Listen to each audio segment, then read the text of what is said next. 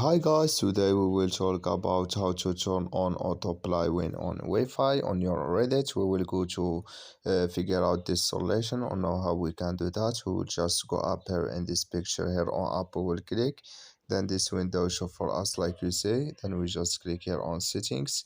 Then we come to settings window here in this window. Then we just come to settings window here, and we just go down. Then we come here to autoplay. We will click, then this window show for us like you say. Then you just click here when on Wi-Fi, and like you say now, autoplay it's turn on to when on Wi-Fi like you say like this.